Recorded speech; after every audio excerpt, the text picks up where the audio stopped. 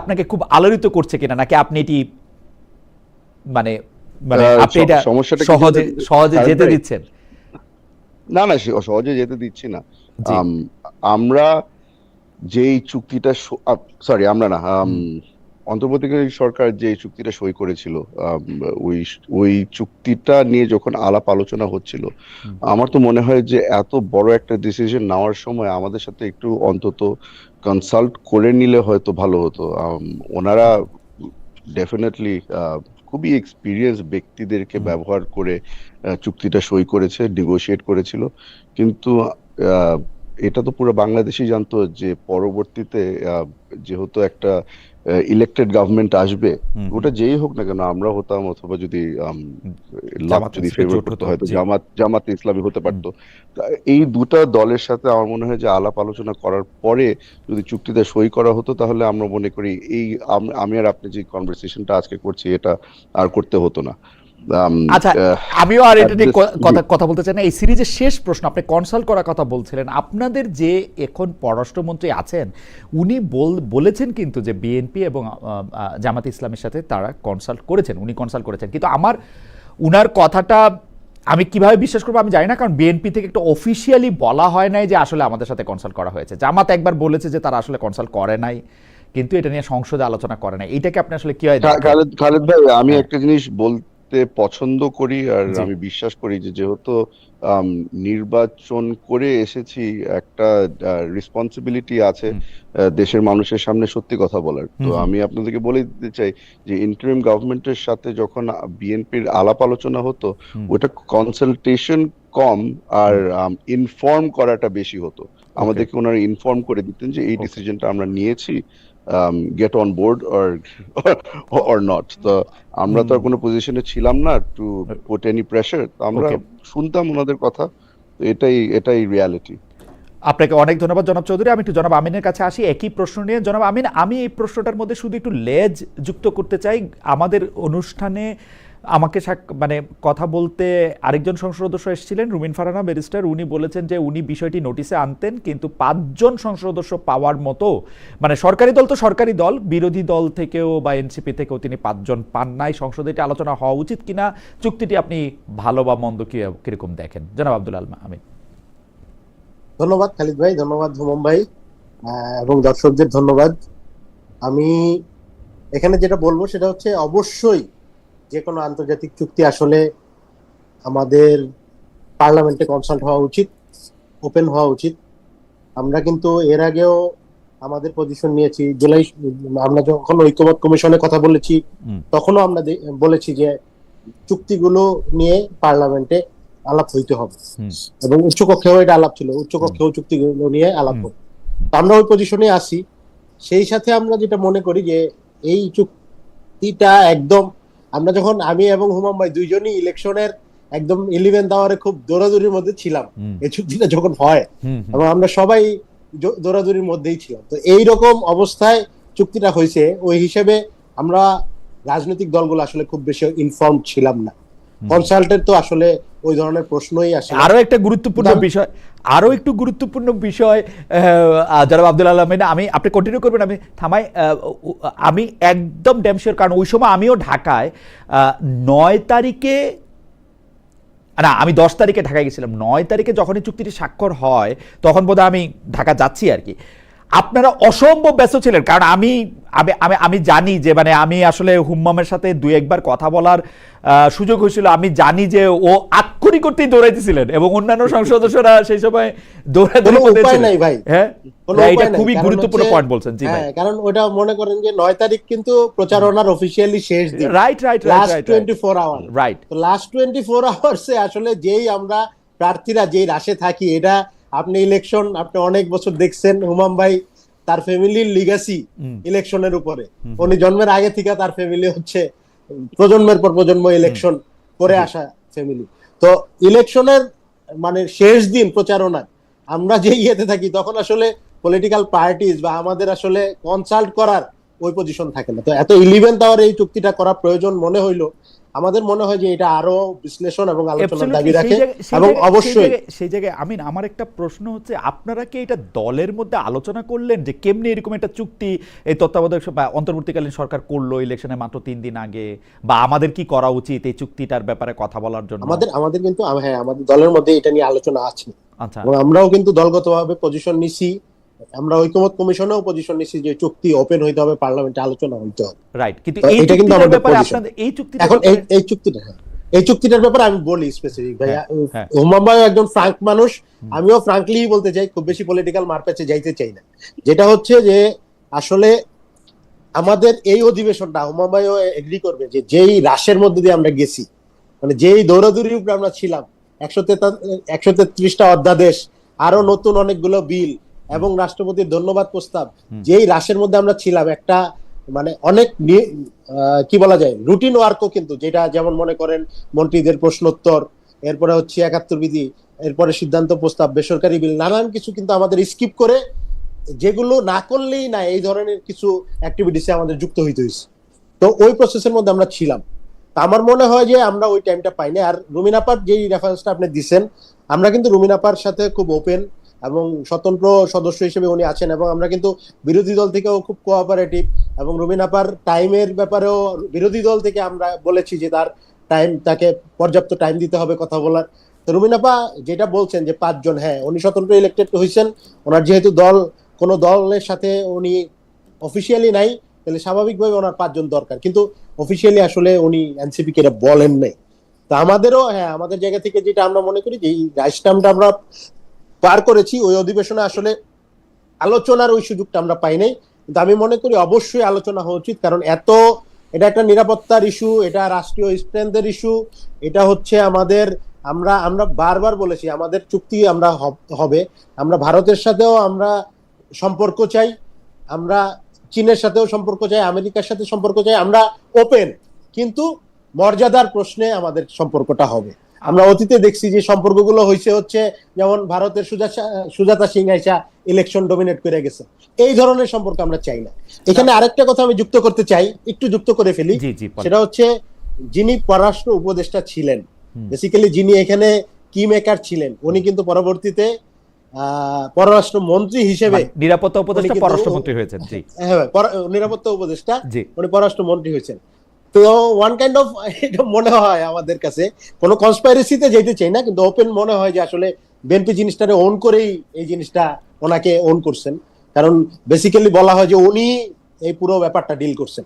ওকে, দুইটা জিনিস জনাব আব্দুল আল আমিন, আমার কাছে মনে হচ্ছে যে সংসদে এবং নির্বাচনের ঠিক আগে আগে যেটি বলেছেন, দুটি পয়েন্টই খুব ভ্যালিড, এবং আপনি যখন আমার সাথে কথা বলতেছিলেন তখন আমি হুম্মামের দিকে তাকাইছিলাম কিছুটা, হুম্মামও হয়তো দুইটা ব্যাপারেই আসলে একমত হয়েছেন যে প্রচণ্ড ব্যস্ততার প্রসঙ্গটা আপনি করেছেন, এবং এই সংসদে আপনাদের অনেক কিছু করতে হতো, কিন্তু সংসদের বাইরে ও তো আপনাদের এনসিপির বিভিন্ন ভূমিকা আমি দেখতে পাই, এনসিপির এবং জোটের, সেইখানেও কিন্তু আমরা এই চুক্তিটি নিয়ে ভালো মন্দ কোনো কিছু আমরা শুনতে পাই না। এমনকি আপনাদের জোটে একজন আছেন এবি পার্টির জনাব ফুয়াদ, তিনি এসে আমাকে বলেছিলেন যে ব্যাপারটা তো ইন্ডিয়ান নেরেটিভ। আমি বলি যে ভাই, ইন্ডিয়ান নেরেটিভটা ক্ষমা করে দেন, আমি তো পড়ে দেখতেছি চুক্তিটা ভালো হয় না, এখন আপনি সংসদে আলোচনা এটা করে বা আলোচনা করে আমাকে বুঝায় বলেন যে এটা ভালো হয়েছে কি খারাপ হয়েছে। তো সংসদের বাইরে এটা নিয়ে এনসিপির মধ্যে আলোচনা আছে কিনা যে আমরা এটাকে, হ্যাঁ, আলোচনা আছে, আর আমি ওইভাবে বলতে চাই না যে, হ্যাঁ, আমি বলতে চাই না যে ইন্ডিয়ান ন্যারেটিভ বা এই ধরনের আলোচনা আমি যাইতে চাই না। আমি মনে করি যে আমরা অতীতেও আমরা দেখছি যে বিরোধীদের প্রোপাগান্ডা বা শুধু বিরোধিতার জন্য বিরোধিতা করলাম, এইসব পয়েন্টে গিয়ে আমরা টেকনিক্যাল আলাপে যাই না, আমরা মর্যাদার আলাপে যাই না, আমরা ট্যাগিং এর আলাপে গেছি, ওই প্রশ্নে আমরা যাইতে চাই না। আমরা আমাদের মর্যাদাটা এনশিওর করতে চাই। হ্যাঁ, আমাদের দলের মধ্যে এটা নিয়ে আলোচনা আছে, আমরা এটা নিয়ে আলোচনা করতেছি যে আমরা কি পজিশন নিব, কিন্তু আমরা বলেছি একটা জায়গায় আমাদের বেসিক পয়েন্ট, এটা শুধু আমেরিকার সাথে 9 তারিখের চুক্তি না, সবগুলো চুক্তির ব্যাপারে, বিদেশি চুক্তির ব্যাপারে আমরা এই ব্যাপারে আমাদের পজিশন হচ্ছে এটা ওপেন হইতে হবে, এটা নিয়ে ডিসকাসড হইতে হবে, এটা কোনোভাবে যাতে, ওই যে ইন্ডিয়ার সাথে আমি দেখছি যে আওয়ামী লীগের সময় আমরা দেখছি যে আমরা জানতামই না কি চুক্তি হচ্ছে, শুধু আমরা সংখ্যা জানতাম, এতগুলো চুক্তি স্বাক্ষর, এই ধরনের ঘটনা যাতে না ঘটে, আমার মনে হয় হুম্মা ভাইও এগ্রি করবে। আচ্ছা, আমি একটু একটা সেকেন্ড আপনাকে ধন্যবাদ জনাব আব্দুল আল আমিন। আমরা পরবর্তী প্রসঙ্গে যাওয়ার আগে আমি একটু আবির ভাইকে বলবো যে আমাদের আগের এপিসোডের ডেসক্রিপশন আছে, এইটা কেউ কেউ একটু বলতেছিলেন এটা একটু প্লিজ এটা একটু দেখবেন এটা ঠিক করা যায় কিনা, দর্শকরা একটু বিরক্ত হচ্ছেন এটা নিয়ে আগের ডিসক্রিপশনে। এইবার আমি যে প্রসঙ্গে আসতে চাই সেই প্রসঙ্গ হচ্ছে হামের টিকা। তবে জনাব চৌধুরী, আমি এই প্রসঙ্গটাতে আপনার উত্তরটা নিতে চাই আমিনের উত্তরের শেষ পরে আর কি, আপনি যদি অনুমতি দেন আর কি, যে আমি একটু আমিনকে আমি আমিনকে প্রথমে এটা জানতে চাই। জনাব আব্দুল্লাহ আমিন, আপনি জানেন যে দেশি বিদেশি কিছু মিডিয়ার প্রতিবেদন, ইউনিসেফের কর্মকর্তাদের সাক্ষাৎকার, এগুলি থেকে প্রমাণিত যে ডক্টর ইউনূস সরকার দেশে টিকা প্রদানে পরিবর্তন আনতে চেয়েছিলেন, কিন্তু আসলে এটি প্রমাণে মানে ইউনিসেফের লোকজন এটা সতর্ক করে দিয়েছিলেন, মানে আমরা যদি পত্রিকার, এবং এইটা এক ধরনের গাফিলতি, অনেকে এটা হয়তো আরও বেশি বললে আরও বেশি এটা বাইর হবে, এবং এইটাকে হচ্ছে ব্যাকআপটা এটা বুঝতে না পারা, স্বীকার না করা, বা অতটা নাও জানতে পারা। আপনারা ব্যাপারটাকে আসলে কিভাবে দেখছেন? মানে আমরা এখানে যেটা মনে করতে, আমরা যেটা মনে করি যে শিশুদের যে স্বাস্থ্য, এই ব্যাপারে কোনো ধরনের গাফিলতি করা এটা চরম মানে এক ধরনের কি বলা যায়, মানে এটা অন্যায় বলবো, এক ধরনের মানে অনেক মানে কঠিন অন্যায় হয়েছে। এবং আমরা দেখেছি যে ইন্টারিমের সময় আমরা দেখেছি স্বাস্থ্য উপদেষ্টা যিনি ছিলেন উনি এত ফাংশনাল ছিলেন না, এটা তো আমাদের বলতে হবে। তো এবং উনি আমরা দেখেছি যে স্বাস্থ্যর নানান ইস্যুতেই, এটা শুধু হামের ইস্যু না, নানান ইস্যুতেই ডিসিশন নিতে দেরি করছেন, ডিসিশন গুলো হয় নাই, বা ওনাকে দেখা যায় না, উনি একজন অসুস্থ মানুষ ছিলেন কিন্তু তার উপরেই ডিপেন্ডেবল হয়ে রয়েছে। এই ধরনের ইস্যুর আমরা তখনও বিরোধিতা করছি যে অবশ্যই স্ট্যান্ড নিতে হবে। সেই সাথে আরেকটা জিনিস অ্যাড্রেস করি, হ্যাঁ এটা ট্রু যে ইন্টারিমের সময়ে এখানে গাফিলতি ছিল, কিন্তু এটা শুরু হয়েছে 18 থেকে, মানে শুরু হয়েছে কিন্তু আরো আগে থেকে। আপনার করোনার পর থেকেই আওয়ামী লীগ আমলেও এই পুরো হামের পুরো প্রজেক্টটা নিয়ে তারা হচ্ছে গাফিলতি করছে, এবং ওইটার ধারাবাহিকতা এক ধরনের মানে ইন্টারিমও ওইটার মানে লিগাসিটা টাইনা নিয়ে গেছে। এইখানে আমি আওয়ামী লীগ প্রথম এই জিনিসটা শুরু করছে, এই যে হামের টিকার ব্যাপারে গাফিলতি, এটারেও অ্যাড্রেস করতে চাই। এবং ইন্টারিম যে গাফিলতি করে এই যে একটা প্যান্ডেমিক সিচুয়েশন তৈরি হলো, আমাদের প্রায় 300-র অধিক শিশু মারা গেলেন, এবং আমরা পার্লামেন্টেও আলোচনা করেছি এই ব্যাপারে। আমরা খুব স্বতন্ত্র সংসদ সদস্য, বিরোধী দল, সরকারি দলের সবাই আমরা ব্যাপারটা খুব সংবেদনশীলতার সাথে আলাপ করেছি যে এই ব্যাপারে আমাদের বিরোধিতা বা ইয়ের বাইরে গিয়ে পুরো ব্যাপারটা অ্যাড্রেস করে অতি দ্রুত স্টেপ নিতে হবে। এবং আমরা দেখেছি যে সরকার স্টেপ নিয়েছে, অক্সিজেন সরবরাহ, আইসিইউ, এই মেকানিজম গুলো করার চেষ্টা করেছে। কিন্তু জনাব আব্দুল্লাহ আমিন, আমি কিন্তু নিরপেক্ষভাবে দেখলে এই যে শিশুর টিকার বিষয়ে যে গাফিলতিটা, এটা আমি অ্যাবসলিউটলি অন্তর্বর্তী সরকারের দেখি। মানে আপনি এটার মধ্যে আওয়ামী লীগের নামে একটা যুক্ত করলেন বটে, কিন্তু আমি এটার মধ্যে দেখি যে এটা অ্যাবসলিউটলি ইউনূস গভর্নমেন্টের ফল্ট। না আমি খালিদ ভাই, আমি মানে কারণ হচ্ছে যে আপনারা মনে করেন অতীতে কেউ একটা অপকর্ম শুরু করছে, আমি এটার লিগ্যাসি টাইনা নিলাম, তার মানে তো আমি অবশ্যই দায়ী। ওকে, আমি এই ব্যাপারে আমি কোনো মানে ডিফেন্ড করতে চাই না, একটা অন্যায় ঘটছে এটারে আমি কোনোভাবে ডিফেন্ড করতে চাই না, এটার ব্যাখ্যা তাদেরকে অবশ্যই দিতে হবে যে কেন এই ধরনের গাফিলতি। একটা এক্সপেরিমেন্ট আমি করতে পারি, কিন্তু কোনো ব্যাকআপ না রেখে শিশুদের লাইফকে ঝুঁকিতে ফেলে আমি একটা এক্সপেরিমেন্ট করব, এটা কোনোভাবে লজিক্যাল হইতে পারে না, কোনোভাবে অ্যাকসেপ্টেবল হইতে পারে না। এই ব্যাপারে অবশ্যই জবাবদিহিতা করতে হবে।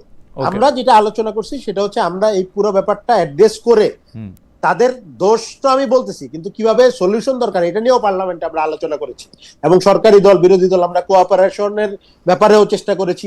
সরকারি দলের সদিচ্ছা ছিল, এবং তারা আইসিইউ হচ্ছে অক্সিজেন গুলো এগুলো মানে তাৎক্ষণিক প্রক্রিয়ায় তারা এই মেকানিজমের মধ্যে যাইতে চেষ্টা করছে। কিন্তু এত দিনের একটা মানে সিস্টেমে গ্যাপের কারণে এই যে শিশুর মৃত্যু, এটা অবশ্যই আমাদের জন্য আসলে জাতি হিসেবে তো অবশ্যই দুর্ভাগ্যজনক। ওকে, আমি একটু জনাব চৌধুরী আপনার কাছে যেতে চাই, এই ব্যাপারে আপনার মতামত কি, আপনি এটাকে কিভাবে দেখছেন? আপনার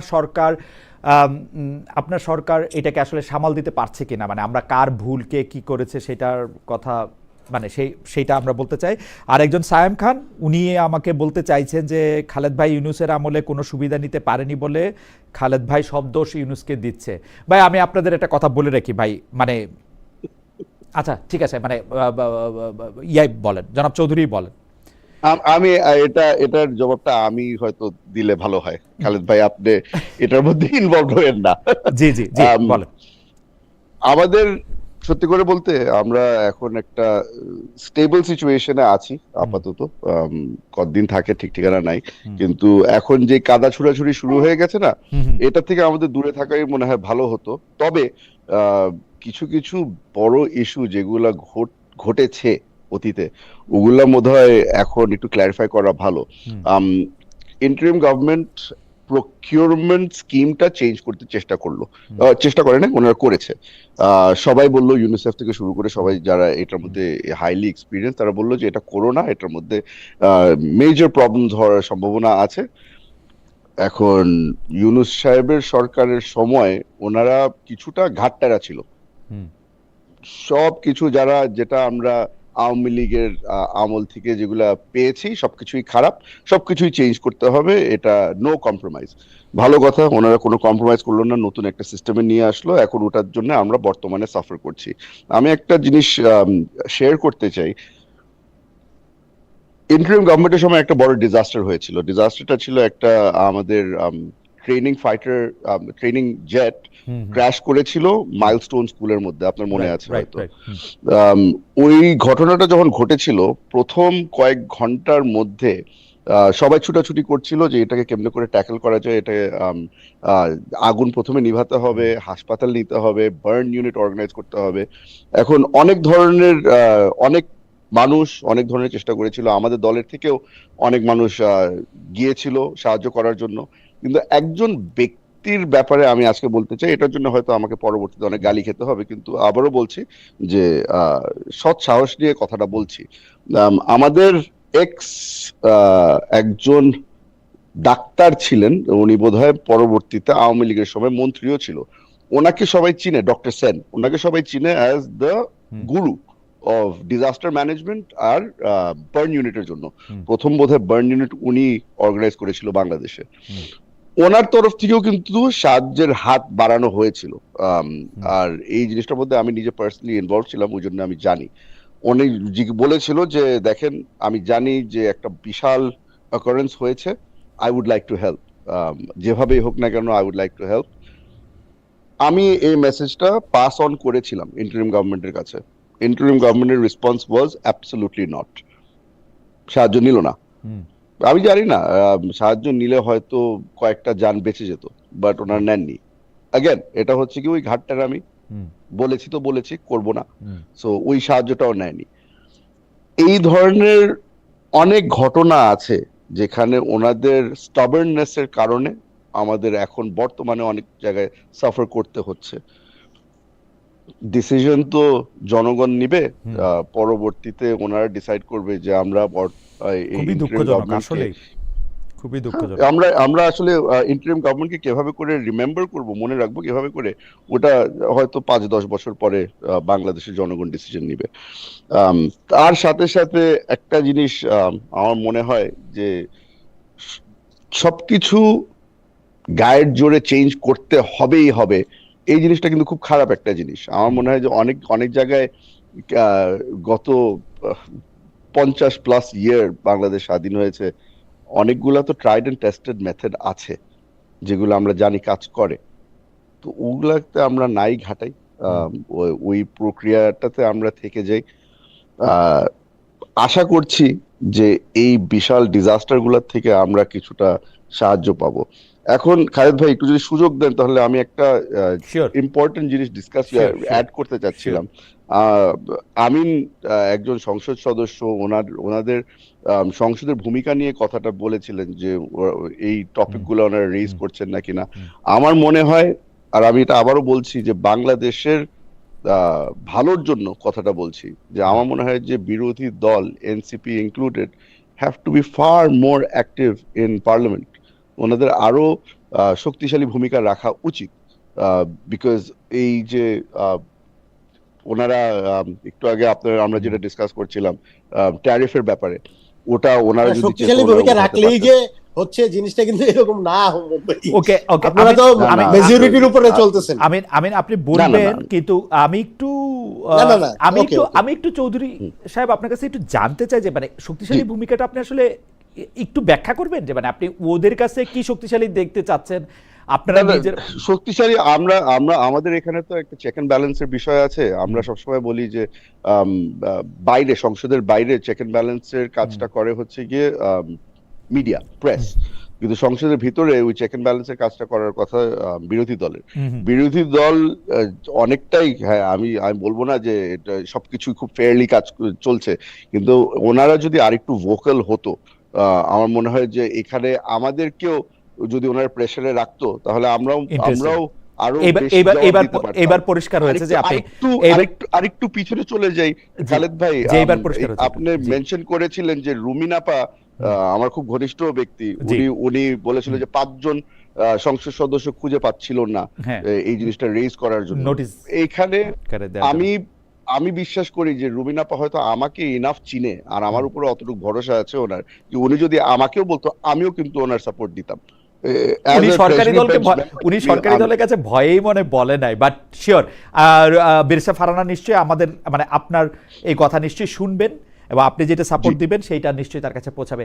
এইবার আমি যে আপনার শেষ হলে আমি পরবর্তী প্রসঙ্গে একটু যেতে চাই। এইবার হচ্ছে যে একটু আমিন থেকে অনুমতি নেই চৌধুরীকে দিয়েই শুরু করার জন্য। আমিন, আপনি আমাদের সঙ্গে থাকবেন। একই প্রশ্ন আমি আসলে চৌধুরীকে দিয়ে আমি একটু শুরু করতে চাই।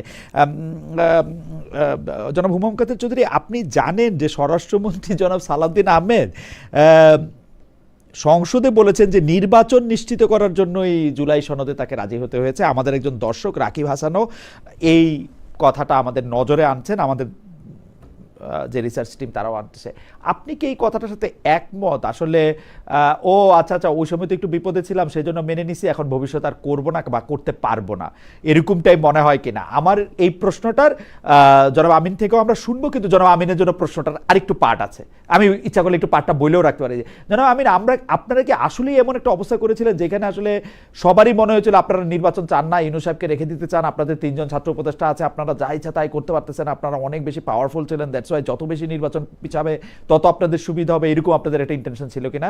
এবং জনাব সালাউদ্দিন আহমেদকে নিয়ে আমরা একটু জনাব চৌধুরী আপনাকে জানতে চাইবো যে উনি কি এটা বলে ফেলছেন, মনে ছিল, নাকি আসলেই ঘটনাটা এরকম? মানে অনেক সময় হয় না, মানুষ সালাউদ্দিন সাহেব তো এখন অনেক বেশি সুন্দর করে গোল গোল করে কথা বলেন, এখন হয় কি যে এই কথা বলতে থাকলে একটা হাততালির জন্য একটু বলে ফেলছেন কিনা, নাকি এইটাই আসলে ইন্টেনশন?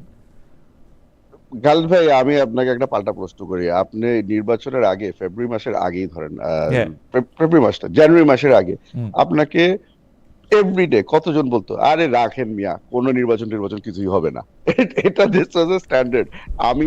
আমি যখন ইলেকশনের জন্য প্রিপারেশন নিচ্ছিলাম, তো আমি আগে থেকে প্রিপারেশন নিচ্ছিলাম, অনেকজন তো ছুটাছুটি করছিল নমিনেশনের জন্য, আমিও ছুটাছুটি করেছি, ওই যে ঠিক মতো সবকিছু হয় না কিনা। তখন আমাকে আমার আত্মীয় স্বজন পর্যন্ত বলেছে যে এত কি পাগলামি করছো, কোনো নির্বাচন হবে না। আর ইউনূস আমি শুধু একটু যোগ করি, আমাদের অগ্রজ মানে জিল্লুর রহমান ভাই খুব জোর দিয়ে বলেছেন, অন্য কে কি বলেছে জানি না, জিল্লুর রহমান ভাই খুব জোর দিয়ে বলেছে যে ইলেকশন হবে না। তো আপনারাও আপনি চিন্তা করেন, আপনি চিন্তা করে দেখেন, জিল্লুর রহমান সাহেবকে আমি যতটুকু রেসপেক্ট করি, ওনার opinion definitely matters in Bangladesh, ঠিক না? এখন উনিও বলতেছে যে কার কোনো নির্বাচন হবে না, আমিও তো আমার হাফ মাই ব্রেন ওয়াজ থিংকিং যে নির্বাচন হবে না, বাদ দিই। তো এখন এটা হলো গিয়ে এক জিনিস। দ্বিতীয় হচ্ছে গিয়ে আমরা কি আসলেও এই নির্বাচন হওয়ার জন্য যা যা করণীয় করেছি? নিশ্চয়ই করেছি। এতই যদি ভালো হতাম তাহলে তো আমি মসজিদে ইমামতি করতাম, আমি তো রাজনীতি করতাম না।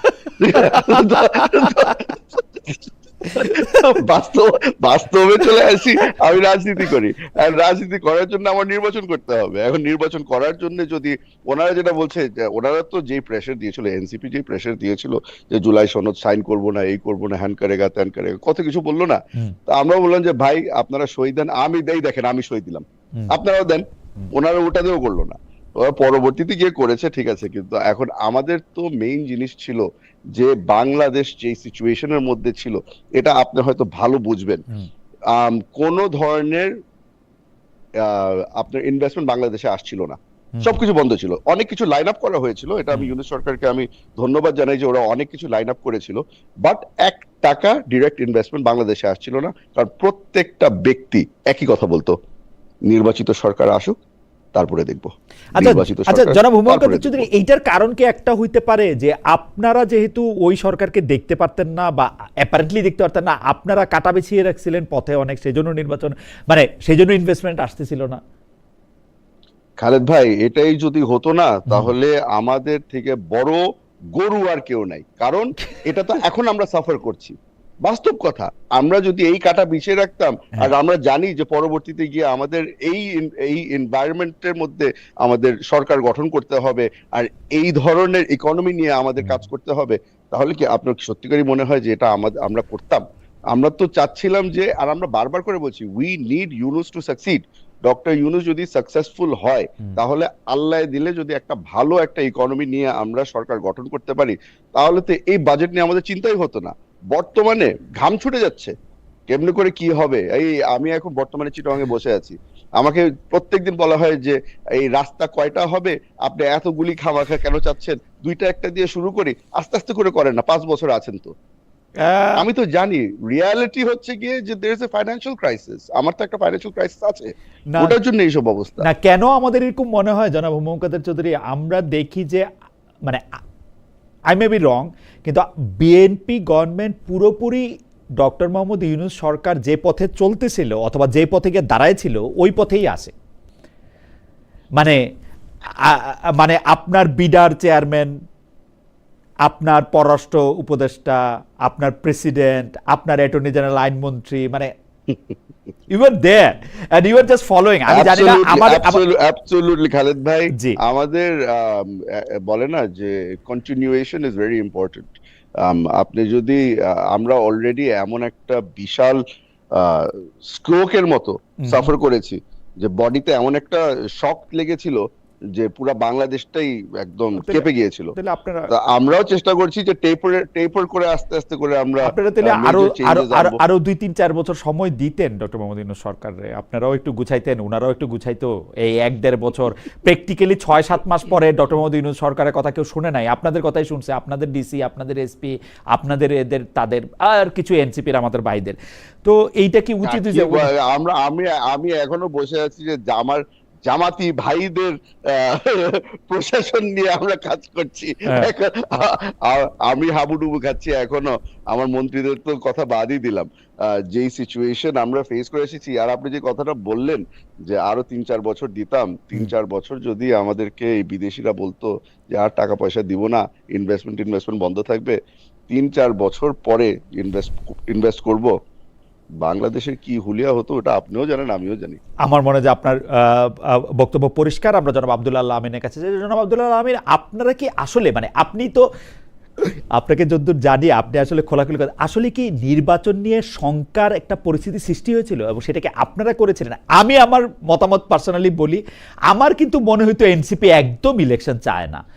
মানে এটা কেন মনে হইতো আমি জানি, আই মে বি রং, কিন্তু আমার এটা মনে হইতো এবং আমার এই মনে হওয়াটা আমি বিভিন্নভাবে প্রকাশ করছি আসলে, যে আমার কাছে মনে হইতো যে এনসিপি ইলেকশন চায় না। আপনি যদি একটু আমাকে বলতেন। খালিদ ভাই, আমি একটু বলি।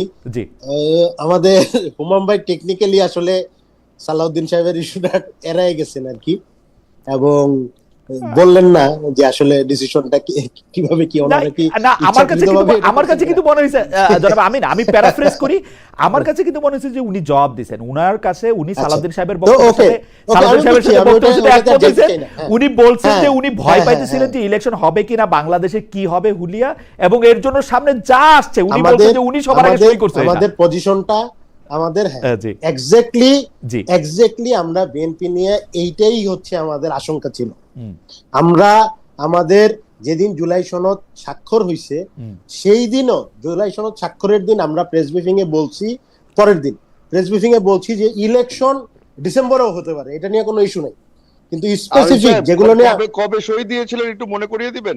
না না না না ভাই, হুমায়ুন ভাই, আমরা সই দেওয়ার ডেটটা না, যেই দিন জুলাই সনদ আপনারা সই করছেন ওইটাই আমি বলতেছি।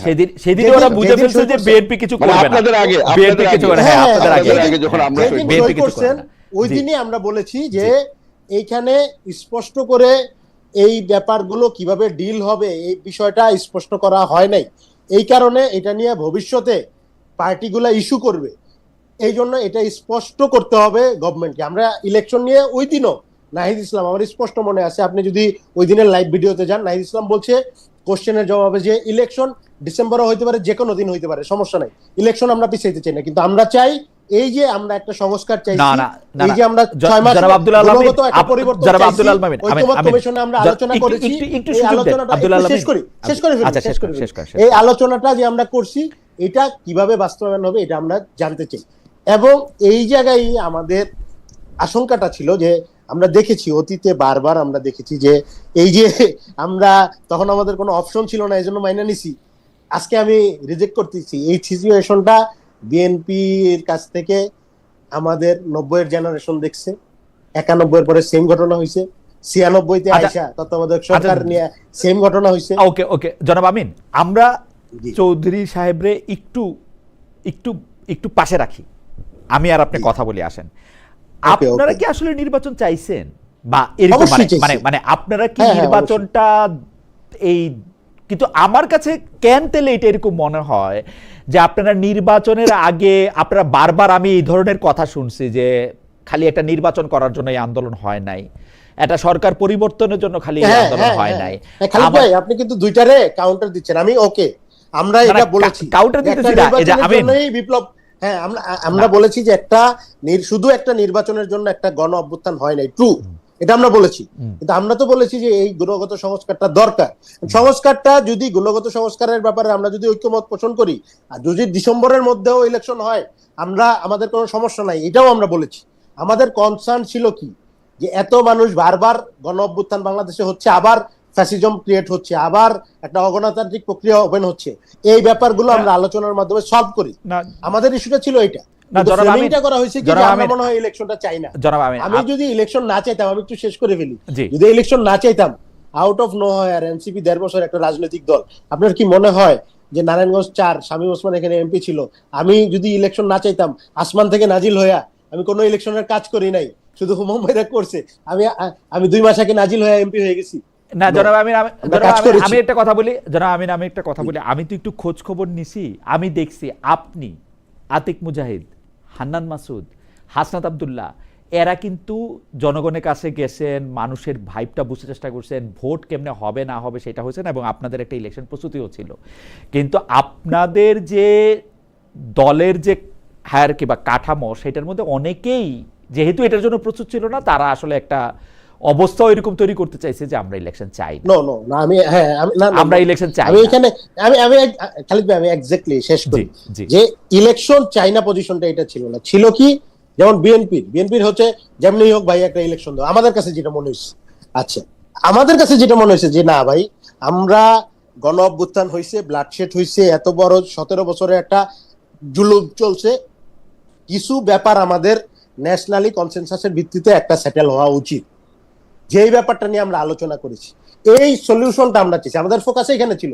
ভাই ইউনূস সাহেব যদি আরো 5 বছর থাকতো কি হইতো, বা না আরো 10 বছর কি হইতো, এটা আপনি আমারে জিজ্ঞেস করলে আমি কইতে পারি যে আপনারা বললে অনেকগুলি বদলি হতে পারতো, কিন্তু ইস্যুটা কি, আমি মাস্টারি করতে পারবো কি পারবো না, ইস্যুটা হচ্ছে আমাদের কনসার্ন ছিল হচ্ছে এই পরিবর্তনটা হওয়া দরকার। কারণ আমরা দেখেছি যে অতীতে আমরা যখন আলোচনার টেবিলে বসি, 3 জোটের রূপরেখায় আমরা দেখছি আলোচনার টেবিলে বিএনপি খুব আলোচনা করতে চায় এবং পরিবর্তন চায়, 91-এর পরে ভুলে গেছি, এরপরে তত্ত্বাবধায়ক সরকার হইলো, 96 আইসা আমি একটা 15 ফেব্রুয়ারি ইলেকশন, আপনারা আমি 2001 আব্দুল আলমের বক্তব্য পরিষ্কার, আমি বিচারপতির বয়সটা বাড়ায় ফেললাম। না ঠিক আছে, সেটা পুরনো কথা। আপনি বলতে চাইতেছেন যে ইলেকশন না করার ব্যাপারে মানে কিছু শর্ত ছিল, ওই শর্তগুলি পালন করে এর মধ্যে করেন। আমি কি আমার একটা 2 পয়সা দিতে পারি আপনারে যারা আব্দুল আমিন, সেই 2 পয়সাটা হচ্ছে এরকম, আমি কিন্তু মনে করি যে কেউ ফেসিস্ট কাগজ দেখাও হয় না, কাগজ দিয়া কাউরে ফেসিস্ট থেকে আড়ালও করা যায় না। শেখ হাসিনা যতগুলি অপরাধ করছে বলে আমরা নিজের চোখে দেখছি, সেটা গুম হোক, খুন হোক, ইলেকশন না দেওয়া হোক, এর কোনোটাই সংবিধানের ভিতরে ছিল না, সংবিধানের ভিতরে থেকে সে করে নাই। বা সংবিধানটা ছুঁড়া ফেললে বা আপনি নতুন কিছু করে আরেকটা ফেসিস্ট আপনি ভালো করতে পারবেন, তাও আমার কাছে মনে হয় না। সেই জন্য ওকে ট্রু, সেই জন্য আপনার এই কথা আমি এগ্রি করি, কিন্তু হ্যাঁ কাগজ দেখে কেউ ফেসিস্ট হয় না, কিন্তু কোন সময় কাগজ রাষ্ট্রকে, জাতিকে একটা ব্যারিয়ার ক্রিয়েট করতে পারে। আমরা একটা ডেভেলপমেন্টের মধ্যে দিয়ে যাই, আমরা একটা স্টেপ পার করে আসছি, আমার আরেকটা মনে হয় স্টেপে যেতে চাই। আমার মনে হয় যে যেমন মনে করেন, হ্যাঁ, যেমন মনে করেন আমার দেশে কিন্তু এখনো রেপ চলতেছে, আমার দেশে এখনো খুন চলতেছে। আইন কি আছে না? কি আইনের দরকার নেই এই জন্য যে আইন ঠেকাইতে পারতেছে না এই জন্য না, না, এইটা যেই মাত্রায় চলতেছে, আমার যদি একটা মেকানিজম আমরা ক্রিয়েট করি, হ্যাঁ, ডেভেলপমেন্টটা তো আমি রাতারাতি, আমি আপনার কথা আমি চাইলাম এটা জনাব আব্দুল আজকেই হয়ে আলম, যাবে না। জনাব আব্দুল আলম, কিন্তু আমরা step by step এটা নিয়ে আগাইতে হবে। এটা নিয়ে আপনার সাথে একটা বড় তর্ক আমরা এক সময় বড় করে আমরা একটা কথা বলবো। তবু আমি আপনার একটা কথা বলি, আপনি এখন বাংলাদেশে যে সংবিধান আছে, আপনি সংসদ সদস্য হিসেবে প্রতিদিন যেটা পড়েন, এই সংবিধান যদি আপনি আসলে মানেন, মানে ম্যানিপুলেট না করেন, যদি আসলে মানেন, তাহলে আপনার পক্ষে ফেসিবাদী হওয়া সম্ভব না। আপনি প্রতি পাতায় পাতায় আপনি ধরা খাবেন, আপনার কিচ্ছু করা সম্ভব না। আপনার সব কিছু নিয়ে সংসদে আলোচনা করতে হবে, আপনাকে আসলে সব কিছু সিস্টেমের মধ্যে যাইতে হবে, জনগণের মধ্যে দিয়ে যাইতে হবে, যেটা আপনি জান নাই, শেখ হাসিনা যায় নাই, তাই বলে বইটা খারাপ হয়ে যায় নাই। আমার পয়েন্ট হচ্ছে না না না না না না না না ভাই, বইটা আমি খারাপ এগ্রি ছিল, করি না, বইটা এটা খারাপ আমরা ছিল। এগ্রি করি না। পঞ্চদশ সংশোধনীর পরে যে সংবিধান, হ্যাঁ, এই সংবিধানটা ফ্যাসিস্ট কাঠামো তৈরি করে। আপনি এরপরে এই যে আমরা যেই ব্যাপারগুলোতে ওকে 84টা পয়েন্টে আমরা একমত হইছি, ওকে ওকে, হুমায়ুন ভাইরাও একমত হইছে, আমি তো maximum বলতেছি না যে ক্ষেত্রে। কি একমত সংবিধানটা, হইছে যে আমি তো এই- বলতেছি না যে সংবিধানটা অনেক ভালো, কিন্তু পঞ্চদশ সংশোধনী না থাকলেও, আচ্ছা যাই হোক, সেটা আরেকটা তর্ক, আমরা নতুন আলোচনায় যাই, কারণ সংবিধান নিয়ে তর্ক করতে আমি হইলে সাইডের থেকে কি মাঝখানে আসতে পারি খালেদ জি ভাই? জি জি জি জি জি, বলেন, শিওর শিওর। আমি একটা জিনিস অ্যাড করি এখানে।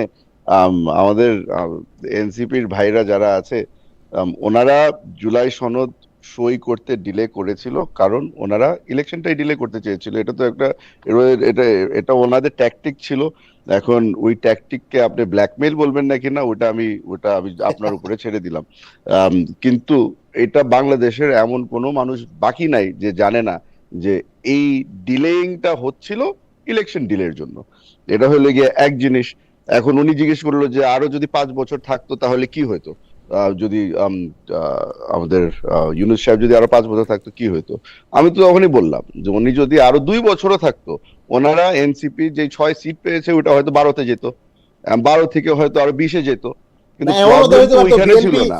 বিএনপি 250 ক্রস করতো, কারণ হচ্ছে আমি না, দেখলাম আমি এটা নিয়ে একটু নিরাপত্তা বলি, উপদেষ্টা করার জনাব সময় আব্দুল আলম হয়ে যাচ্ছে। আমিন, আপনারা দুজনই এত সজ্জন এবং এত প্রিয় আমার, তারপরও আমি একটু হুম্মামকে একটু বলি। জনাব হুম্মাম কাদের চৌধুরী, আমি কিন্তু মনে করি, এটা আমার মনে করা, আই মে বি রং, আপনারা যেইটা করবেন বা যেটা চাবেন, জনগণের সামনে যেটা ওয়াদা করবেন, কাম হোয়াট মে, এটা আপনারা পালন করবেন। এটা ছিল হচ্ছে আমার চাওয়া। এই যে আপনারা এই একটা পজিশন নিলেন, এই পজিশনটার একটা স্ট্রং এক কথায় প্রকাশ আছে, যেটা নাম হলো মুনাফেক। আপনারা বললেন কোনো কিছু একটা লক্ষ্য রেখা যান, আপনারা ইলেকশনটা করতে চান, সেই জন্য আপনারা এটা সাইন করে ফেললেন, দেন আপনারা পরে এটা করলেন না, ইলেকশন আরো 20 বছর পরে হইলো you had to do this. মানে আমার কাছে এটা মনে হয় একটা আইডিয়ালিস্ট। খালেদ ভাই, আমি তাহলে আপনাকে একটা গল্প শোনাই। আমাকে যখন ওই আয়না ঘরে যখন বেঁধে রাখছিল না, জি, তখন আমাকে ছেড়ে দেওয়ার আগে আমার কাছে একটা কাগজ নিয়ে আসছিল। আমাকে বলা হয়েছিল যে এই কাগজটায় আপনি সই দেন, এখানে লেখা আছে যে আপনি এগুলা স্বীকার করলেন, আপনি এগুলা পরবর্তীতে করবেন, এটার মধ্যে আপনি সই দিলে আপনাকে কালকে ছেড়ে দিব। আমি ওনাকে বলছিলাম যে আপনি আমাদের যা মনে খুশি তা দেন, আপনার এখানে যদি আরো 2টা বিয়া করাইতে হয় ওইটাও আমি করতে রাজি আছি, কাবিল নামায় এখন সই দিলাম, আমার আগে ছাড়েন। এখন আমি আপনাকে এই একই এক্সাম্পল দিচ্ছি যে আমাদেরকে যেভাবে করে ব্ল্যাকমেইল করা হচ্ছিল যে let us go back to democracy in Bangladesh, and democracy হবে কেমনে? নির্বাচনের মাধ্যমে। এখন আমার বলতেছে না আমি এটা সই দিব না, আপনি আগে সই দেন। তো আমি সই দিছি, দিয়ে আমি নির্বাচনে আসছি। আপনি আমাকে বলেন যে আমি যে প্রসঙ্গটা চৌধুরী বলছেন, আমিন একটু বলেন, এই 30 সেকেন্ডে বলেন। আমিন, হুমায়ুন ভাইয়ের গল্পটা সুন্দর, কিন্তু যখন আমি ভোটে ক্যাম্পেইন করি, আমি তো জনগণকে বলার সুযোগ ছিল, ওটার সাথে আয়না ঘরে এটা মিলে না, কারণ আয়না ঘরে ওনার উপর স্পেসিফিক জুলুম করা হয়েছে, ওখানে পাবলিক ছিল না, যে পাবলিকের কাছে হুমায়ুন ভাই কিছু বইলা আচ্ছা চৌধুরী আমি একটু ভোটের ক্যাম্পেইনের কথা বললেন তো, আমিন আপনি একটু ভোটের ক্যাম্পেইনের কথা বলেন, আমি একটু বলি, আমি কিন্তু বিএনপির ভোটের ক্যাম্পেইন খেয়াল করছি।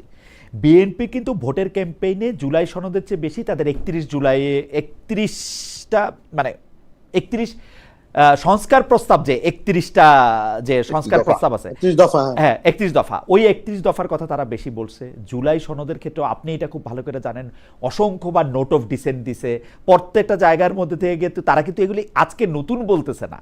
এখন আপনি যদি বলেন তাহলে 1 মিনিট একটু বলেন আসলেই তারা একটা ব্ল্যাকমেইলড ফিল করছিল কিনা যে ইলেকশনটা হবে না, তাদেরকে ক্ষমতা থেকে দূরে রাখার জন্যই you are doing what actually you did আর কি। ভাই বুকে আসলে হাত রেখে বললেন। মানে একটা বুকে হাত লেগেই বলতেছি, যে পলিটিক্যাল পার্টি তো আর এরকম না যে আমি মানে ওয়ান কাইন্ড অফ বিয়ের প্রলোভনে ধর্ষণ করলাম, ব্ল্যাকমেল করে করলাম, জিনিসটা তো এইভাবে হয় না। এখানে এটা ওপেন, হ্যাঁ, রাজনৈতিক দল যদি মনে করে যে আমাকে এক প্রকার ব্ল্যাকমেল করা হচ্ছে, জনগণের সাথে এটা বলা উচিত ছিল যে না, এইভাবে ব্ল্যাকমেল করা হয়েছে, আমি স্পষ্ট এই এই এই যেই আমার কাছে সনদটা দেওয়া হয়েছে বা গণভোটের যে পেপারটা দেওয়া হয়েছে এগ্রি করি না, ওকে, বোল্ড পজিশন নেন, ওকে কোনো সমস্যা ছিল না তো। ঠিক আছে, কারণ এখানে আমার তো মনে হয় নায়ের অপশন ছিল। আমার মনে হয় আমি তখন তো বুঝছি, আমরা পরবর্তী সরকার তো প্রসঙ্গে আপনার সরকার ছিল। আমি পরবর্তী না, না, প্রসঙ্গে- সরকার কি? আপনার সরকারের সাথে আমি কেন্দ্র করে এই কথা আপনার বলি। নিরাপত্তা উপদেষ্টা পররাষ্ট্রমন্ত্রী হয়ে যাচ্ছে, যিনি 9 তারিখ চুক্তি করতেছে উনি 12 তারিখ পররাষ্ট্রমন্ত্রী হয়ে যাচ্ছে, 12 তারিখের আমি ইলেকশনের পরবর্তী সরকার আমার কি আমি পরবর্তী প্রসঙ্গে যাই। আমার কাছে মনে হয় যে এটা তর্ক করলে তর্কে বহু দূরে যাবে, কিন্তু পরবর্তী প্রসঙ্গে যাই। পরবর্তী প্রসঙ্গে যাওয়ার আগে দর্শকদের কাছে আমরা একটু জানতে চাইছিলাম যে যুক্তরাষ্ট্রের উড়োজাহাজ নির্মাতা প্রতিষ্ঠান বোয়িং এর কাছ থেকে 14টি উড়োজাহাজ কেনার চুক্তি করেছে বিমান বাংলাদেশ। দর্শকদের কাছে আমরা জানতে চেয়েছিলাম যে প্রিয় দর্শক, এই উদ্যোগ সমর্থন করেন কিনা। শতকরা 32 ভাগ এই উদ্যোগ সমর্থন করেছেন, 68 ভাগ এই উদ্যোগ সমর্থন করেন নাই। 23,000 দর্শক আমাদেরকে ভোট দিয়েছেন। আমরা পরবর্তী প্রসঙ্গে যাই। এইবার হচ্ছে জনাব আমিন, আমি হুম্মাম কাদেরকে দিয়েই শুরু করতে চাই, যথারীতি আপনার অনুমতি নিয়ে, এবং যদি যথেষ্ট পরিমাণে অভয় দেন Okay, okay. তাইলেই আমি না, না, সমস্যা নেই। আমি একটু জনাব হুম্মাম কাদের চৌধুরী পশ্চিমবঙ্গের নির্বাচনের দিকে আপনার একটু দৃষ্টি দিতে বলবো, যে পশ্চিমবঙ্গের নির্বাচনে এটা স্পষ্ট যে মানে আমি পশ্চিমবঙ্গের পত্রপত্রিকা পড়তেছিলাম, যেগুলি হচ্ছে যে পত্রপত্রিকা বা যাদের কথা আমি আগে শুনছি মনে করতে পারি আর কি, ওই সব বিশিষ্ট লোকদের কথা আমি পড়তেছিলাম, তাদের সবার মধ্যে একটা হতাশার সুর আছে যে না, পশ্চিমবঙ্গের মতো একটা জায়গা কেন বিজেপির মতো এরকম একটা, মানে আমি ধর্মীয় মৌলবাদী হিন্দুত্ববাদী একটা জায়গা এটা চলে যাবে, এটা অনেকেই নিতে পারতেছিলেন না। কিন্তু আবার অনেকে বলতেছিলেন যে মমতা ব্যানার্জি যা করছেন গত কয়েক মানে 3 টার্ম ধরে ক্ষমতা থাকার সুযোগ নেওয়া, সেইটা আসলেও ঠিক হয় নাই। কিন্তু আমি আপনাদের দুজনের কাছে যেখানে আসতে চাইতেছিলাম যে সংখ্যালঘুর ভোট নিয়ে একটা খেলা হয়েছে, যদিও ওই সংখ্যালঘু অনেক ছোট সংখ্যালঘু না, ওরা 28 থেকে 31%, ক্ষেত্র বিশেষে মুর্শিদাবাদ বহরমপুরে মানে আরো অনেক বেশি, আপনি জানেন তারা সেগুলো। এইটা দিয়ে আপনি কি মনে করেন যে বাংলাদেশের রাজনীতির উপরে এটার প্রভাব হবে বা কি হবে? আমিন, আপনাকেও আমি একই প্রশ্ন করতে চাই, আগে চৌধুরীকে একটু শুনি। খালেদ ভাই, হাসা উচিত না কিন্তু হাসি পায় জানেন। যখন মমতা ব্যানার্জি, আমি এটা শুনেছি, আমি পড়ছিলাম যে এখনো দেখার সুযোগ পাইনি, বাট ওনার মুখ দিয়ে বোধহয় বের হয়েছে যে এটা হাসিনার মতো একটা নির্বাচন হয়েছে। এটা এটা এটা শুনে আসলে কি বলবো, আমাদের রিসেন্ট হিস্ট্রির মধ্যে আমাদেরকে বারবার করে এই ধরনের পাতানো নির্বাচন দেখানো হলো, আমরা দেখেছি, আর পাশের দেশ হাততালি দিয়েছে, বারবার করে হাততালি দিয়েছে across the board, across the platform. আপনার বিজেপি বলেন, কংগ্রেস বলেন, সবাই একসাথে হাততালি দিয়েছিল। আমাদের জন্য কারো কোনো সিম্পেথি ছিল না। এখানে যে আমাদের দেশটাকে লুট করা হচ্ছিল, দেশটা ধ্বংস হয়ে যাচ্ছিল, ফ্যাসিজমের দিকে চলে যাচ্ছিল, পাশের দেশ তালি বাজিয়েছে। বুঝুক এখন, আমি আর কি বলবো, বুঝুক এখন যে আসলে যখন নির্বাচন যখন ঠিক মতো না হয় তখন রিয়ালিটিটা কি ফেস করতে হয়, ওদের এখন বোঝার সময় হয়েছে। আমাদের এই নির্বাচনের সময় আমি ফেসবুক ইউটিউবের মধ্যে বসে বসে দেখছিলাম, ওদের রিয়ালিটিটা আস্তে আস্তে করে বের হয়ে এসছে। এই এন্টায়ার ক্যাম্পেইনের মধ্যে বিজেপির যারা ক্যান্ডিডেট ছিল, বাংলাদেশিদেরকে নিয়ে কি কি বলেছে, এটা যদি আমরা জাস্ট একদম পুরোপুরি বাংলাদেশ বিদ্বেষ, একদম কোন ক্ষেত্রে একদম মুসলমান।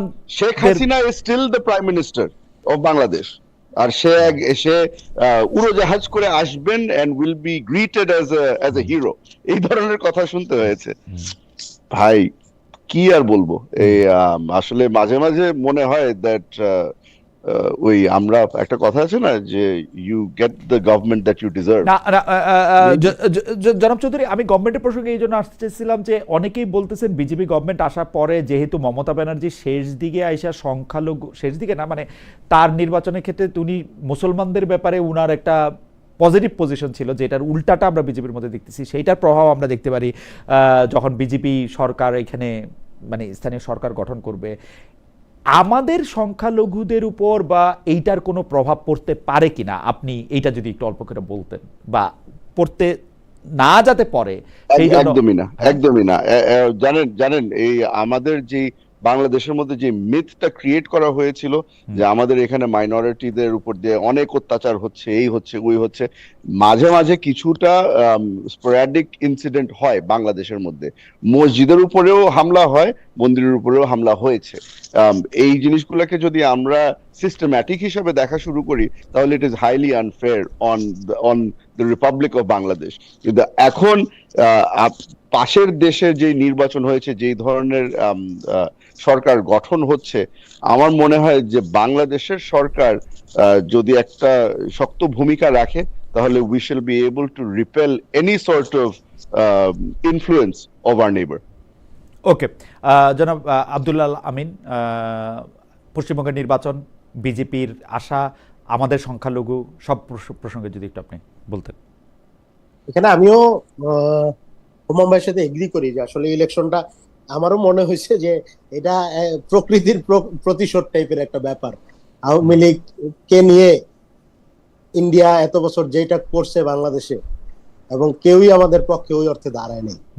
তো এখন কিন্তু মানে বারবার, এর আগেও কিন্তু গত ইলেকশনে, পুরো ন্যাশনাল ইলেকশনে বিজেপিকে নিয়ে কোশ্চেন উঠছিল ভোট রিগিং এবং ম্যানিপুলেশন নিয়ে। এখন পুরো এই যে আমরা পশ্চিমবঙ্গের ইলেকশনে দেখলাম প্রায় 2.5 লাখ, আমরা শুনেছি যে দেখলাম যে 2.5 লাখ তারা হচ্ছে ফোর্স এনে অমিত শাহ এসব বসে আছেন 15 দিনের উপরে।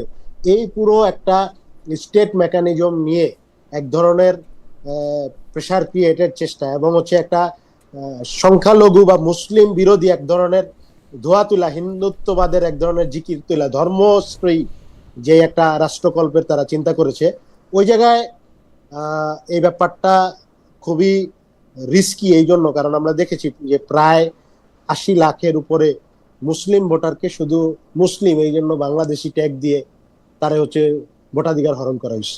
বাংলাদেশে কিন্তু এটা হয় নাই। আমি কিন্তু হুমাম ভাইয়ের সাথে এটা এগ্রি করি। বাংলাদেশে এই মানে বাংলাদেশের কোন দল এইরকম না যে বলবে যে আমি মানে ওই যে ভারতীয় হিন্দুত্ববাদী এরা যে পজিশন নেয়, বাংলাদেশে এই পজিশন কোনো দলের নিতে পারার কথা না। এবং বাংলাদেশে আমাদের মধ্যে একটা সৌহার্দ্যপূর্ণ সম্পর্ক আছে। আমরা আমাদের প্রতিবেশী হিন্দু সম্প্রদায়ের সাথে এটা দলমত নির্বিশেষে আমরা এক ধরনের ভালো সম্পর্কই রাখি। আমাদের ওই ধরনের দাঙ্গা পরিস্থিতি, ওই ধরনের আমরা ধর্মীয় রিপ্রেশনের পরিস্থিতি বাংলাদেশে আসলে নাই কমিউনিটি হিসেবে। ভারতে যেটা করা হয়েছে সেটা হচ্ছে পশ্চিমবঙ্গে মুসলমানদের এক ধরনের মানে কর্নার করে ফেলা হয়েছে, এবং তাদের ভোটাধিকার অনেকের হরণ করা হয়েছে। যেখানে দেখা গেছে মুসলমানদের ভোট অনেক বেশি, ওদের ভোটাধিকার কর্তন করে ওই আসনগুলোতে দেখা গেছে বিজেপি জিতে আসলো। এই পুরো ব্যাপারটা একটা মানে অর্গানাইজড মেকানিজমের ফল মনে করি, এবং এটারে মনে করি যে এটা কনসার্নিং আমাদের জন্য এই অর্থে, কারণ পুশিনের ইস্যু হইতে পারে। ওই যাদের নাগরিকত্ব বাতিল করা হয়েছে তাদের বাংলাদেশি বইলা একটা পলিটিক্স ওপেন হইতে পারে ভারতে, যেটা এক ধরনের ধর্মীয় দাঙ্গার পরিস্থিতি, ধর্মীয় এক ধরনের সহিংসতার পরিস্থিতির দিকে যেতে পারে এই ব্যাপার। কিন্তু বাংলাদেশে এই সকল ইস্যুতে আমি মনে করি যে এখানে সরকারি দল বিরোধী দল না, প্রত্যেকটা নাগরিক হিসেবে আমরা দায়িত্বশীল আচরণ করব, এবং বাংলাদেশে সংখ্যালঘুদের নাগরিক অধিকার নিয়ে আমাদের বিন্দুমাত্র এটা নাই যে সে সংখ্যালঘু সে সংখ্যাগুরু। একজন বাংলাদেশি নাগরিক সেম স্ট্যাটাস ভোগ করবে, এটা আমরা মনে করি। ওকে, আজকে ভাই এই আমাদের সরি একটা জিনিস একটু ইন্টারজেক্ট করি আমি। এখানে আমাদেরকে ছোটকালে বলা হতো না আগুন নিয়ে খেলতে হয় না। সমস্যাটা হয়ে গেছে যে আমাদের গত 17 বছরের মধ্যে যে ধরনের প্যানিক ক্রিয়েট করা হতো আর আমাদেরকে যেভাবে করে ট্যাগিং করা হতো, আপনি বিশ্বাস করবেন না কিনা জানি না, কিন্তু আমার কাছে এই ইনফরমেশনটাও আছে যে আমাদের সরকার অথবা বাংলাদেশ আওয়ামী লীগ ছাড়া যেই বাংলাদেশটা ছিল তাদেরকে বলা হতো বিদেশিদেরকে যে এখানে খ্রিস্টানদের উপরে অনেক ধরনের হামলা হয়, এখানে কোনো ধরনের মাইনরিটি সেফ না। এখন আমরা তো শুনে বললাম যে ভাই এই ধরনের কথা তো বাংলাদেশের জিন্দিগিতে শুনি নাই, কিন্তু আপনি কোত্থেকে শুনলেন জানো যে এটা এটা আমাদের কাছে পাশের দেশ থেকে ইনফরমেশন আছে। এখন এই যে আগুন নিয়ে খেলা করতো, আগুন নিয়ে খেলা করতে করতে এখন আগুনটা কোথায় ধরেছে? ওদের ওখানেই ধরেছে। হুম। It is ironic. আল্লাহ ছাড় দেয়, ছেড়ে দেয় না। না আচ্ছা, আমরা একটু দেশে ফিরে আসি। এটা আমাদের শেষ প্রসঙ্গ, শেষ প্রশ্ন, সেজন্য কে আগে বলবেন? মানে ভাই সিনিয়র ভাইকে বলতে পারেন। আচ্ছা, থ্যাংক ইউ জনাব চৌধুরী। আমি জি। এই প্রশ্নটাও আসলে গত 2-3 সপ্তাহ ধরে আমার মাথায় খুব আসতেছে। আপনারা 2 মাসের বেশি ক্ষমতা আসছেন, কিন্তু আর্মি এখনো আপনাদের এইড করতেছে, মানে এইটার কারণটা কি আসলে? আর্মিকে আপনারা আর কতদিন সিভিলিয়ান ডিউটিতে থাকবেন? প্রশ্নটা আমি এইভাবেও করতে পারি, আর্মি যাইতেছে না নাকি আপনারা যাইতে বললেও যাইতেছে না? আর মানে ব্যাপারটা কি, মানে আর্মি আপনি করে রাখতেছে না আপনারা আর্মি করে রাখতেছেন? দোনোটা, দোনোটা। আমি আপনাকে এখন একটু বুঝাই কেমনে। আচ্ছা, কেমনে সেটা বলুন। আমার আমার এলাকার কথাতেই আমি শুরু করি। বর্তমানে আমার পুলিশের ফোর্স যেটা আছে ওটা বোধহয় এখন কারেন্টলি 70% চলছে। গাড়ি যেখানে 4টা থাকার কথা ছিল 2টা আছে, কারণ বাকি 2টা ভেঙে ফেলছে গণ অভ্যুত্থানের সময়। এখন এটা হচ্ছে গিয়ে খালি আমার এলাকার কথা আমি আপনাকে বললাম, এটা পুরো বাংলাদেশের অবস্থা একই। এখানে আমাদের যেই সাপোর্টটা পাওয়ার কথা ছিল ফ্রম পুলিশ, ওটা আমরা সরাসরি ঠিক মতো পাচ্ছি না। এখন এটাকে আপনি সাপ্লিমেন্ট করবেন কিভাবে? আমার তো আর কোনো বাহিনী তো নাই। তো ওই বাহিনী, আর তার উপরে এমন এক বাহিনী আছে যেটাকে এখন আমরা বিলুপ্ত করি নাই, আশা করি হয়তো কোনো ধরনের একটা ডিসিশনে আসবে, এই র্যাপিড অ্যাকশন ব্যাটালিয়ন। ওটাকে তো আমরা আপাতত শোপিস হিসাবে সাজায় রেখেছি। ওটা মাঝে মধ্যে ঘরের থেকে বাইরে হয় কালো কাপড় পরে, ওটা ছাড়া আর কোনো কাজ নেই তার। তো এখন এইগুলাকে বাদ দিয়ে আমার আছে হলো গিয়ে আর্ম ফোর্সেস এর মধ্যে আর্মি। এখন আমার তো ওর সাপোর্টটা নিতে হচ্ছে। অন টপ অফ দ্যাট এখন আর্মি আমাদেরকে ছেড়ে দিচ্ছে না, ওটাও আসলে আমি ভুল বলেছি। আর্মি তো বাসায় যেতে চায়, ওরা তো আমাদেরকে বারবার করে বলছে যে এই ক্যাম্পগুলো আমরা বিলুপ্ত করি, আমরা let us go back to cantonment. Okay, আমরা না বারবার করে বলছি যে স্যার আপাতত যায় না, আর 2টা দিন থাকেন, আর আচ্ছা, 2টা আচ্ছা, দিন আচ্ছা, থাকেন। তো দ্যাট ইজ দ্য রিয়ালিটি। আমি আমার একজন এলাকার তরুণ, ব্যাপারে শুরু একজন করলাম। একজন মানে হুম্মাম নিশ্চয়ই একটু রাগটাক করবে যে বয়স ছাড়াও সব দিক দিয়ে আমার চেয়ে বড় আমিনও, তো সেজন্য যে একজন এমপির কাছে জানতে চাই যে মানে এইটা একটা সিভিলিয়ান গভর্নমেন্টের জন্য একটা ভালো জিনিস কি না, যে আপনারা আর কিছুদিন থাকেন, আমরা তো মানে মানে এবং সেটা আসলে কতদিন, মানে কোন দিকে যায়? অনেক অনেক কষ্টকর, বিশ্বাস করেন, হ্যাঁ। অনেক কষ্টকর যখন আমার এখানে বসে আপনাকে রিয়ালিটিটা বুঝাতে হচ্ছে। এটা যে আমি আপনাকে যে বলছি যে আমার আর্মির সাহায্য লাগবে, হ্যাঁ। এটা গর্ব করে বলছি না। আচ্ছা, এটা আচ্ছা, আমি আমার ব্যর্থতা, আমার একদম। উইকনেসটা আমি আপনাকে এক্সপোজ করলাম আজকে, যে আমি এখন রিয়ালিটিটা কি ওটা জানতে হবে। আর আমাকে মারাত্মক কথা আমাকে বলছেন। আমার সরকারকে জাজ করার আগে হুম। সবারই রিয়ালিটি ফেস করতে হবে। ওকে। এখানে ওই আমি চিন্তা করলাম যে আইডিয়াল সিচুয়েশনটা কি, হুম। আর আমি থাকলে কি করতাম, ওটা বলে লাভ নাই। ওকে। যেটা আমার হাতে আছে না, সেটা আমার বলতে হবে না, আপনাকে। না, অ্যাবসলিউটলি। আমি তো আব্দুল্লাহ, আর আমি সাইজে খালি বড়, আর কোন দিক থেকে আপনার থেকে বড় না। না, আব্দুল আল ভাবে আমিনের কাছেও একই প্রশ্ন, যে মানে বয়সে তরুণ হলো, শিক্ষায় দীক্ষায় বুদ্ধিতে বিবেচনায় পজিশনে পদে, মানে যদিও আমি এমপি যেটা সেটাকে আমি মনে করি আপনারা আমাদের প্রতিনিধি, আপনারা চাকরি করতেছেন না এখানে, অবশ্যই। সুতরাং মানে ব্যাপারটা 100%। মানে এটা পেশা না, অবশ্যই, মানে অবশ্যই। এটা পেশা না। সুতরাং কোনো এমপি যখন আমি একটু মনে কষ্টই পাই, কোনো এমপি যখন কোনো মানে এই নিম্ন মাঝারি সরকারি চাকরিজীবীদের সাথে নিজেদের তুলনা করে, ইটস নট, মানে যাই হোক, আমি একটু আব্দুল আল আমিনের কাছে শুনতে চাই যে আর্মি এখনো মাঠে আছে, সিভিলিয়ান এইডের জন্য আছে, সরকার দলের একজন সদস্য বলতেছেন গর্ব নিয়ে না বললেও মাঠের রিয়েলিটির জন্য আমাদের তাদেরকে রাখতেই হচ্ছে, তারা থাকতে চাচ্ছে না তবুও তাদেরকে রাখতে হচ্ছে, এটা হচ্ছে মাঠের রিয়েলিটি। আপনার কাছে একটু শুনতে চাই জানো আব্দুল আল আমিন, আপনি এটা কিভাবে দেখেন? আমি মনে করি যে হ্যাঁ, মাঠের কিছুটা রিয়েলিটি তো আছেই।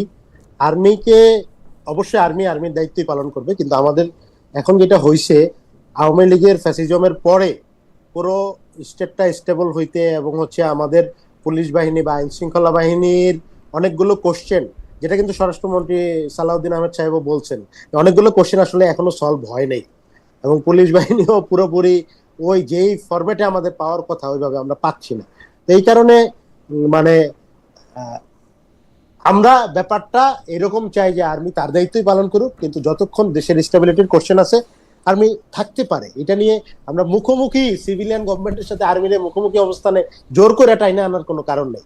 কিন্তু আমরা মনে করি যে অবশ্যই এখানে আর্মি অবশ্যই তার কাজেই ফোকাস হবে এবং রাষ্ট্রকে অবশ্যই এই দায়িত্বটা নিতে হবে যে এই যে সালাউদ্দিন সাহেব বললেন না যে পুলিশ বাহিনী নিয়ে এখন অনেকগুলো কোশ্চেন সলভ হয় নাই বা তাদের এখন কিভাবে ফাংশন করবে, এখানে তাদের অনেকগুলো ইস্যু আছে, এই ইস্যুগুলো দ্রুত সলভ করতে হবে।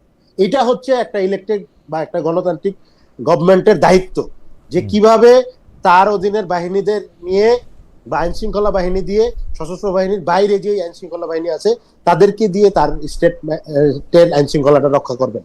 এইটা এই ব্যাপারটা দায়িত্ব সরকারের, এই দায়িত্বটা নেওয়া উচিত।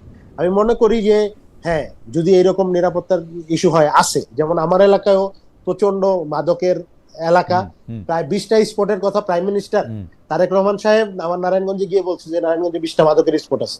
এখন পুলিশের যে সক্ষমতা, এটা দিয়ে আবার অ্যাকশন নেওয়া যাচ্ছে না, যৌথ অভিযান দরকার পড়তেছে, তো তখন আবার র্যাব, বিজিবি, আর্মির দরকার পড়তেছে। তো এই কারণে আমি সরাসরি তো বিরোধিতা করার কোনো দরকার নেই। আমার লজিক্যাল পজিশন হচ্ছে আর্মি অবশ্যই তার কাজই করবে, সব বাহিনী তার দায়িত্ব পালন করবে, কিন্তু যতটুক না হইলেই না, এই টোনে থাকা উচিত এবং যত দ্রুত সম্ভব পুলিশকে আরো ফাংশনাল করা উচিত, যার দায়িত্ব তারে বুঝাই দেওয়া উচিত। খালেদ ভাই, এটা হচ্ছে নতুন বাংলাদেশ। হ্যাঁ, এখানে আমি আপনার শো শুরুর থেকে দেখি। আগে অনেকে আসতো যারা খালি ঝগড়া করার জন্য ঝগড়া করতো। আমি অ্যাপ্রিসিয়েট করি যে আমিন আজকে যেই সেন্সিবলি একটা কথা বলেছে, আর আমরা একজন আরেকজনের সাথে যে এগ্রি করছি, এটা কিন্তু নতুন বাংলাদেশ। আমাদের এই জিনিসটা অ্যাপ্রিসিয়েট করা দরকার। অ্যাবসলিউটলি। আমি আপনার দর্শকের মতামত পড়ে শোনাই, তাহলে আপনারা বুঝবেন। দর্শকের নাম নাইম খান, উনি বলছেন খালেদ ভাই আজকে দুইজন অতিথিকে কম পেঁচাইছেন এবং দর্শকদের গুরুত্ব কম ছিল। কম পেঁচানোর কারণ হচ্ছে যে এরা দুইজন আমার খুবই স্বজনপ্রীতি করছি ভাই, এরা দুইজনই আমার খুব প্রিয়, এখন কি করব। আরেকটা মতামত হচ্ছে যে আরেকটা ভালো মতামত আছে, উনি মিরাজ বাবু ওনার নাম, উনি বলছেন যে আমরা চাই আপনার সাথে তারেক রহমান এবং ডক্টর শফিকুর রহমানকে দেখতে চাই, এটা আপনার দ্বারা সম্ভব। I wish. আপনারা তো জানেন আমার একটা প্রধানমন্ত্রীর ইন্টারভিউ নেওয়ার ফেটিশ আছে, যেটা আমি এই পর্যন্ত জীবনে করতে পারলাম না, সরকার প্রধান। মানে ডক্টর ইউনূসের ইন্টারভিউ করছি উনি যখন সরকার প্রধান না, সরকার প্রধান হওয়ার পরে তার সেই সুযোগ কপালে জুটে নাই। তারেক সাহেবের সাথে তো দেখা করার সুযোগই পাইলাম না, মানে দেখা মানে আলাদা দেখা করার, বলছিলাম যে ক্যামেরা ট্যামেরা ছাড়া, তাও সেই সুযোগ পাই নাই। সেইটা আজকে না কিন্তু, সেটা আজকে না কিন্তু, সেটা আজকে না কিন্তু, সেটা 6 বছর ধরে সাংবাদিকরা। হ্যাঁ, ইদানিং তো সাংবাদিকরা দেখা করতেছেন, আপনি হুমায়ুন ভাইরে বলেন। না, সেটা 6 বছর ধরে চলতেছে, আজকে না কিন্তু, 6 বছর ধরে চলতেছে। যখন তারেক সাহেবকে নিষিদ্ধ করা হয়েছে, তখন থেকে আমি উনার পিছনে লাগা আছি। উনার সঙ্গে আমার কথা হয়েছে কয়েকবার, উনারে বলছি আপনি আইসা সামনে বলেন, উনি বলে যে না আমি সামনে বলতে চাই না। এখন কি করবো? এখন সেইটাও সরকার প্রধান হওয়ার আগে তেলেও তবু কইতে পারতাম, সেটা তো না। শেখ হাসিনার ইন্টারভিউ নিতে চাইছিলাম, ওই সময় তো দেই নাই, প্রধানমন্ত্রী থাকতে দূর করে দিছে। পরে ইন্টারভিউ নিতে চাইছি, বলছি যে আচ্ছা ঠিক আছে, আইন ভাঙ্গা হইলেও তার ইন্টারভিউ নিতে চাই। পরেও তো তার মানে সে তো দিবেই না, মনে হয় তার ছেলেই দেয় না আমার ইন্টারভিউ, আর সে দিবে মানে তো। খালেদ ভাই, টোনটা আমি চেক করে নিচ্ছি, আবার বলছি দেশে আসেন।